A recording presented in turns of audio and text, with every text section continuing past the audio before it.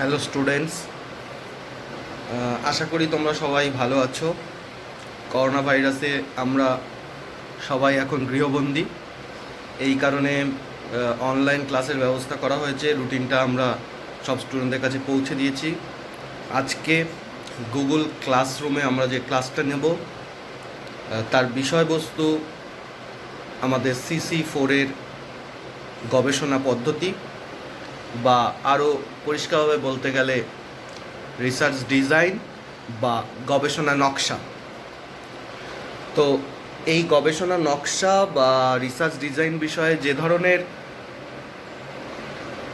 উল্লেখযোগ্য বিষয়গুলো রয়েছে তার যে স্টাডি মেটেরিয়াল সেটা আমরা কলেজের ওয়েবসাইটে দিয়ে দেব বা ইতিমধ্যে দিয়ে দেওয়া হয়েছে। আজকে আমরা এই গবেষণার যে নকশা সেই বিষয়ে পরিষ্কার একটা ধারণা তৈরি করার চেষ্টা করব।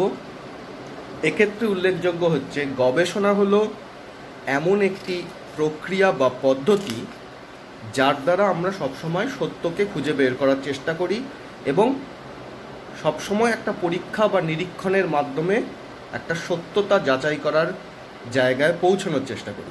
এই পরিপ্রেক্ষিতে রিসার্চ ডিজাইন বা গবেষণার নকশা একটা খুবই গুরুত্বপূর্ণ বিষয়, কারণ এই গবেষণা নকশা ছাড়া আমরা কখনোই একটা ভালো গবেষণা করতে পারবো না। এই কারণে এই বিষয়ে ব্ল্যাক এবং চ্যাম্পিয়নের একটা সংজ্ঞার কথা উল্লেখ করা যায়, যেখানে তারা বলছেন গবেষণা নকশা হলো এমন পরিকল্পনা যাতে তথ্য কিভাবে সংগৃহীত ও বিশ্লেষিত হয় তা সুনির্দিষ্টভাবে উল্লেখ করা হয় এবং গবেষণার উদ্দেশ্যের সাথে প্রক্রিয়াধীন অর্থনীতির সমন্বয় করা হয়। অর্থাৎ গবেষণাটা কোন দিকে যাবে, গবেষণার উদ্দেশ্যটা কী, তার উপর ভিত্তি করে আমরা গবেষণার নকশা বা রিসার্চ ডিজাইনটা গঠন করে থাকি। এবং পরবর্তীতে আরও একজন তাত্ত্বিক ব্যাবি তিনি উল্লেখ করেছেন পর্যবেক্ষণ ও বিশ্লেষণের পূর্বে একটি পরিকল্পনা প্রয়োজন। কি পর্যবেক্ষণ ও বিশ্লেষণ করা হবে এবং কেন এবং কিভাবে তা নির্ধারণ করা হবে তার জন্য। অর্থাৎ আমরা গবেষণাটা কিভাবে করব, কোন পরিপ্রেক্ষিতে করব, কোন দিকে আমাদের গবেষণাটা যাবে, কাদের থেকে আমরা তথ্য সংগ্রহ করব, এই পুরো বিষয়টা আমরা যখন করে থাকি তখন সেটা হচ্ছে একটা গবেষণা নকশা বা রিসার্চ ডিজাইনকে তুলে ধরার চেষ্টা করে। আরও গুরুত্বপূর্ণ কিছু বিষয় রয়েছে যেখানে আমরা এই রিসার্চ ডিজাইনটা কতভাবে করতে পারি, অর্থাৎ আমার গবেষণাটা কিভাবে হবে। বর্ণনামূলক গবেষণা হতে পারে, ব্যাখ্যামূলক গবেষণা হতে পারে, বা উদ্ঘাটনমূলক গবেষণা হতে পারে। অর্থাৎ ইংলিশ টার্মগুলো যেগুলো ডেসক্রিপটিভ রিসার্চ, এক্সপ্ল্যানেটরি রিসার্চ আর এক্সপ্লোরেটরি রিসার্চ। অর্থাৎ ডেসক্রিপশন হবে একটা হবে এক্সপ্ল্যান আর একটা হবে এক্সপ্লোর। এই তিন ধরনের গবেষণার কথা আমরা বিশেষভাবে উল্লেখ করব, যেখানে আমরা দেখব যে এই তিনটে ক্ষেত্রে আমাদের পৃথক পৃথক গবেষণা নকশা বা রিসার্চ ডিজাইনের আমরা চিত্র খুঁজে পাই।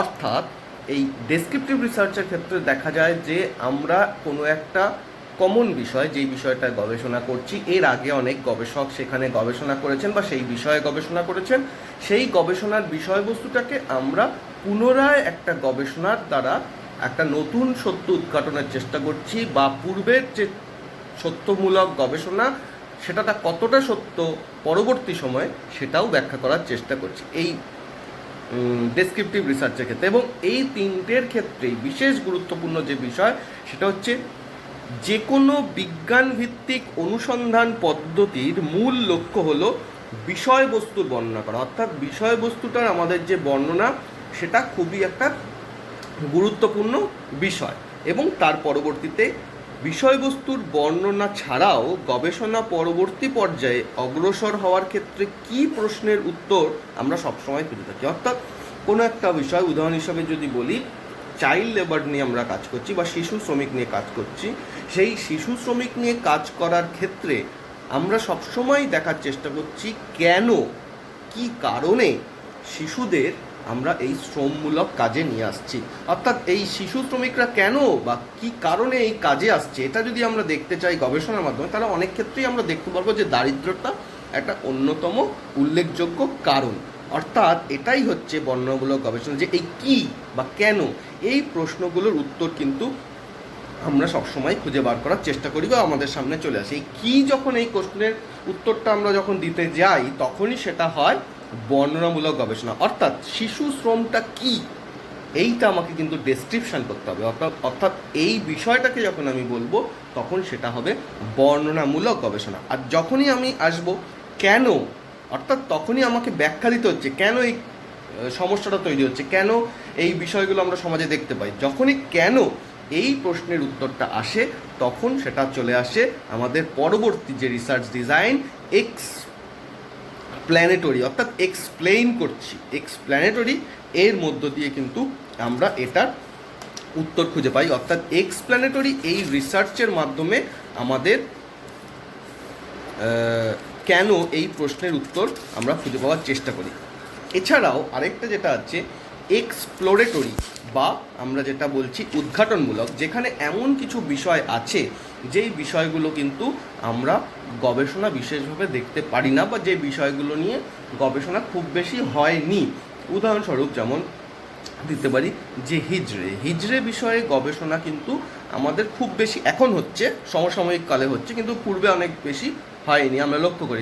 অর্থাৎ প্রথম কেউ যখন এই বিষয়টা নিয়ে গবেষণা করবে, তাকে কিন্তু পুরো বিষয়টা এক্সপ্লোর করতে হবে, উদ্ঘাটন করতে হবে। অর্থাৎ এক্সপ্লোরেটরি রিসার্চের মাধ্যমে কোনো নতুন বিষয়, যেই বিষয়ে গবেষণা এর আগে হয়নি, নতুন কোনো বিষয়ের গবেষণা যখন চলবে, তখন আমরা এক্সপ্লোরেটরি এই রিসার্চের মাধ্যমে আমরা এই গবেষণাটাকে দেখতে পারি বা গবেষণাটাকে বোঝার চেষ্টা করি। অর্থাৎ এই তিনটের দ্বারাই আমরা একটা রিসার্চ বা গবেষণাকে বোঝার চেষ্টা করলাম, এবং পাশাপাশিভাবে কিভাবে আমরা এই এক্সপ্ল্যানেটরি এই রিসার্চগুলো করব এবং এর দ্বারা আমরা কী ধরনের উত্তর খুঁজে পাবো, সেটাকে আমরা ধীরে ধীরে বোঝার চেষ্টা করলাম। এই রিসার্চ ডিজাইনটা আমাদের কাজের ক্ষেত্রে খুব ইম্পর্টেন্ট, তার কারণ যে একটাই কারণ, সেটা হচ্ছে গবেষণাটা যাতে সুস্পষ্টভাবে হয় এবং আমরা যেন গবেষণাটাকে খুব ভালোভাবে বোঝানোর চেষ্টা করে থাকি। এই কারণেই কিন্তু আমাদের এই সোশ্যাল রিসার্চ বা সামাজিক গবেষণা এই বিষয়টি ইম্পর্টেন্ট। এবং এর ক্ষেত্রে আমরা যেটা বলছি, আলোচনা রিসার্চ ডিজাইনটাও এক্ষেত্রে খুবই গুরুত্বপূর্ণ। আমরা যদি একটু আগের ক্লাসগুলোতে চলে যাই, যেখানে আমরা রিসার্চ কি এই বিষয়গুলো করেছিলাম, কিন্তু আমরা আইসিটি কোনো ক্লাস নিইনি। এই ভিডিও ক্লাসের মাধ্যমে বা আমরা যে গুগল ক্লাসরুমের ক্লাস নিচ্ছি, তার মাধ্যমে যদি আমরা একটু আইসিটি ক্লাসটাও করে নিই, তাহলে আমরা দেখব যে কিভাবে আমরা রিসার্চ এই বিষয়টাকে আলোচনার মধ্যে নিয়ে আসি।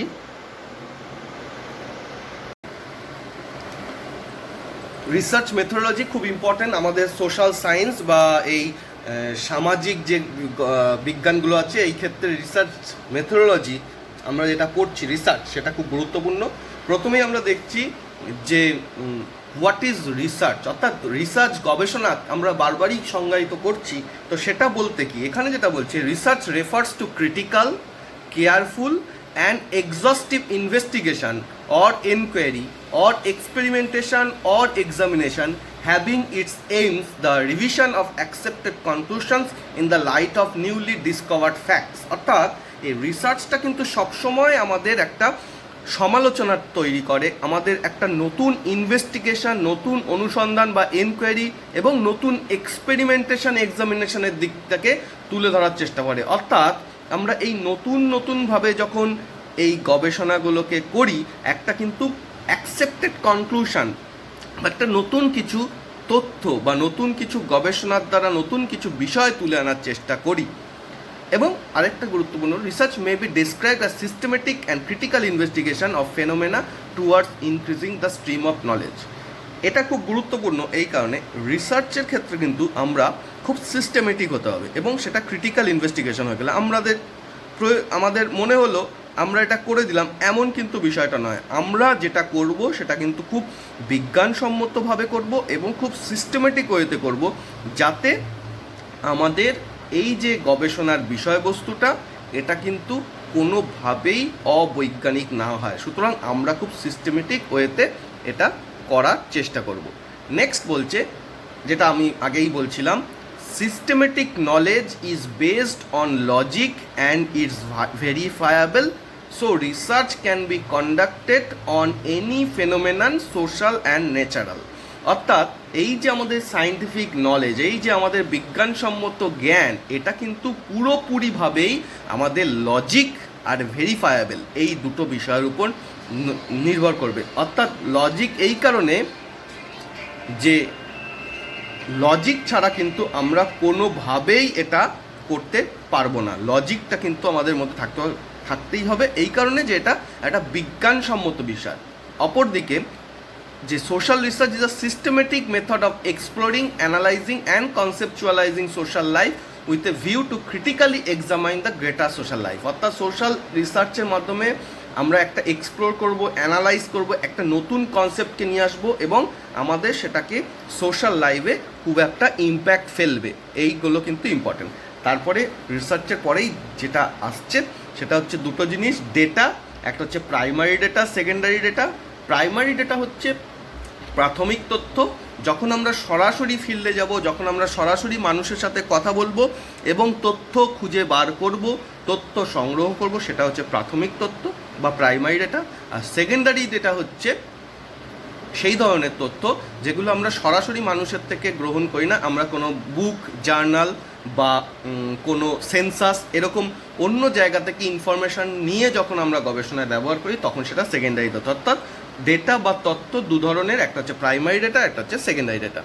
Next, target population. এটা ভেরি মাচ ইম্পর্টেন্ট, যে আমরা গবেষণাটা কার উপর করব, কোন কোন লোকদের থেকে বা কোন ব্যক্তিদের থেকে আমরা আমাদের গবেষণার তথ্য সংগ্রহ করব, সেটাকে আমরা বলছি টার্গেট পপুলেশন। অর্থাৎ target population is that population for which the result of the research is required. অর্থাৎ একটা গবেষণার মাধ্যমে আমাকে তথ্য সংগ্রহ করব কার কাছ থেকে, বা গবেষণার মাধ্যমে আমরা যে রেজাল্টটা বের করব, উপসংহারে পৌঁছাবো, সেটা কাদের উপর ভিত্তি করে করব, সেটাই কিন্তু আমার target population. Next important part, এটা আলাদা করে আবার আমরা ক্লাস নিয়েছি বা নেব, সেটা হচ্ছে স্যাম্পেল। স্যাম্পেল মূলত দু প্রকার, একটা হচ্ছে প্রবাবিলিটি স্যাম্পলিং, নন প্রবাবিলিটি স্যাম্পলিং। প্রবাবিলিটি স্যাম্পলিং যেখানে প্রত্যেক মানুষেরই সম্ভাবনা থাকে তথ্য হিসাবে বা ডেটা হিসাবে নির্বাচিত হওয়ার, সেটা হচ্ছে প্রবাবিলিটি স্যাম্পলিং।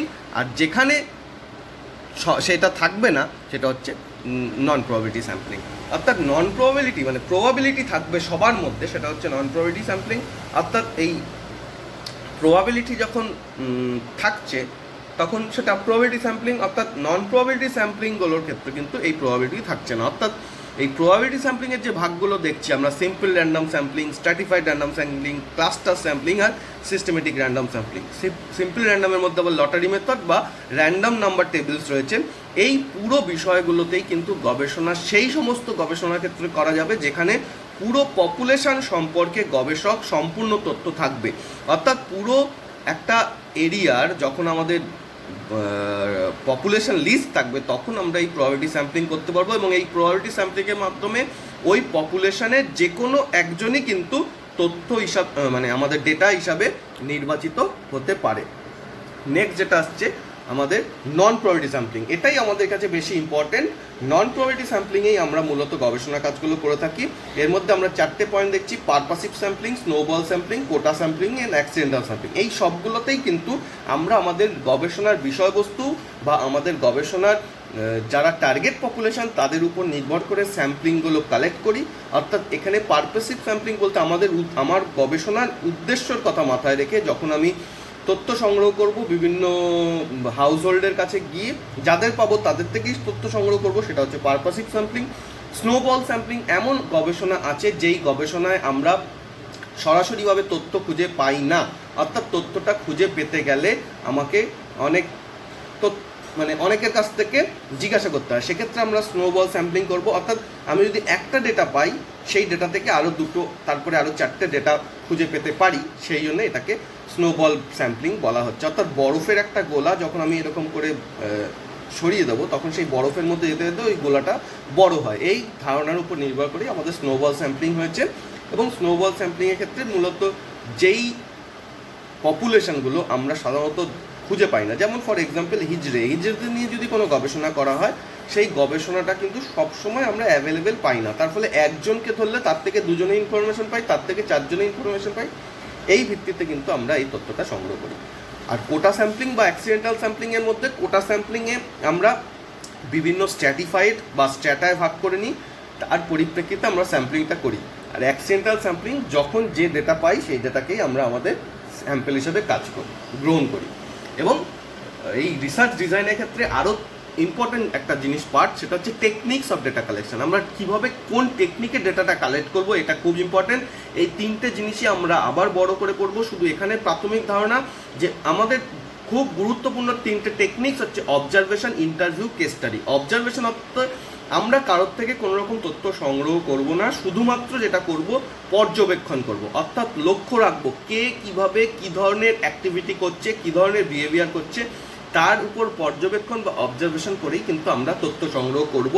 এটা হচ্ছে observation technique. Interview technique very much popular in our social science.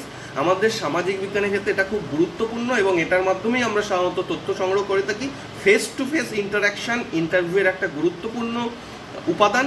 সুতরাং স্টুডেন্ট বা গবেষক তারা কিন্তু প্রত্যেক বাড়িতে বাড়িতে বা যাদের থেকে ডেটা কালেকশন করবে তাদের কাছে যাবে এবং তথ্য সংগ্রহ করবে, এবং সেই তথ্যগুলো কিন্তু সরাসরি প্রত্যক্ষ হবে, মানে ইন্টারভিউ ফেস টু ফেস ইন্টারাকশনের মাধ্যমে সেই তথ্য সংগ্রহ করা হবে।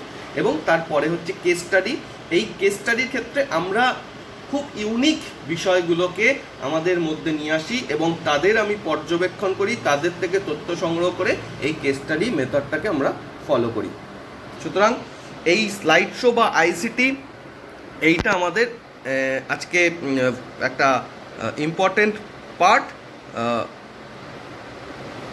আইসিটির ক্লাসের মাধ্যমে আমরা খুব সহজে রিসার্চের যে বিষয়গুলো সেটা জানতে পারলাম, এবং তার পাশাপাশি রিসার্চ ডিজাইন বা পরিকল্পনার মধ্যে আমরা কোন কোন বিষয়গুলোকে নিয়ে আসবো, সেগুলো যেগুলোকে আমরা আরও পরবর্তীকালে খুব বড় আকারে পড়বো, যেমন টেকনিক্স অফ রিসার্চ বা স্যাম্পলিং, এগুলো আমরা আলাদা করে পড়বো। কিন্তু এগুলো আমাদের রিসার্চ ডিজাইনের একটা পার্ট।